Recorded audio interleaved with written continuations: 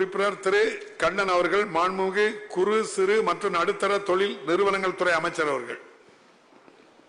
மாண்புமிகு பேரவைத் தலைவர் அவர்களே, ஜெயங்கொண்டம் தொகுதி ஆண்டிமடம் பகுதியில் முந்திரி தொழிற்சாலை அமைக்கும் செயற்குறிப்பு தற்போது அரசின் பரிசீலனையில் இல்லை.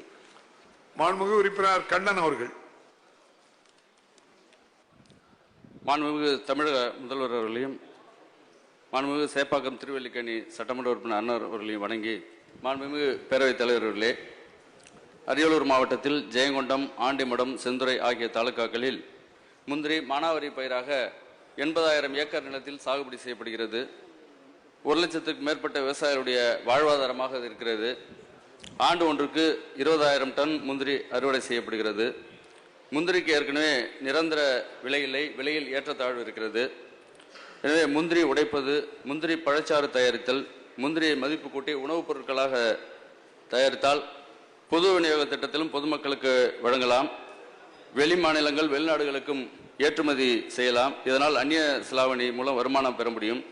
தொழிலாளர்களுக்கும் வேலைவாய்ப்பு கிடைப்பதோடு முந்திரி விவசாயிகள் லாபம் பெறுவதற்கும் வாய்ப்பாக அமையும்.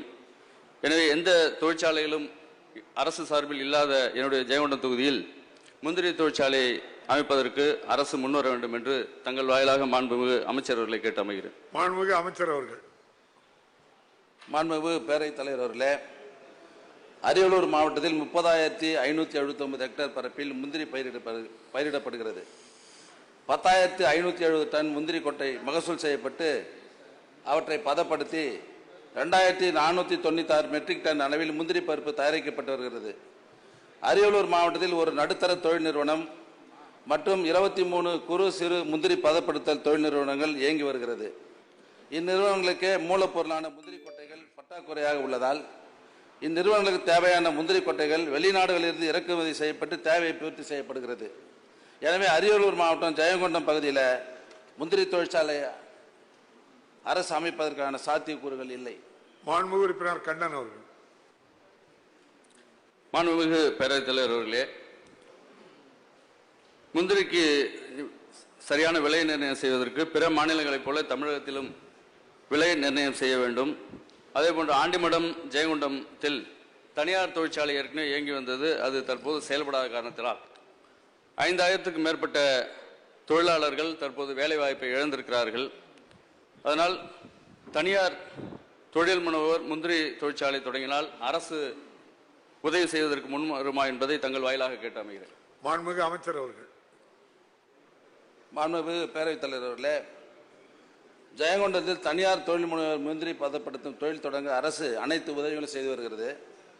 குறிப்பாக 2021-22ஆம் ஆண்டில் குறு சிறு மற்றும் நடுத்தர தொழில் நிறுவனங்கள் துறையின் மூலமாக புதிய தொழில் முனைவோர் மற்றும் தொழில் நிறுவன மேம்பாட்டு திட்டத்தின் கீழ் 2 நிறுவனங்களும், வேலையில்லா இளைஞர்களுக்கான வேலைவாய்ப்பு உருவாக்கும் திட்டத்தின் கீழ் ஒரு நிறுவனமும், பிரதமரின் வேலைவாய்ப்பு உருவாக்கும் திட்டத்தின் கீழ் ஒரு நிறுவனமும் என இந்த 3 திட்டங்களின் கீழ் தொடங்கப்பட்ட 4 முந்திரி ஆலைகளுக்கு ரூபாய் 8,06,000 ரூபாய் மானியத்துடன் ரூபாய் 19,96,000 திட்ட மதிப்பிலான கடன் வழங்கப்பட்டு தொழில்கள் நடைபெற்று வருகிறது.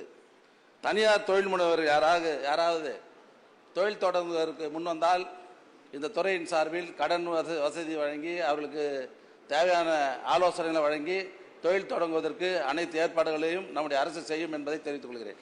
விநாயகன் 59 மாண்புமிகு உறுப்பினர் காதர் பாட்சா.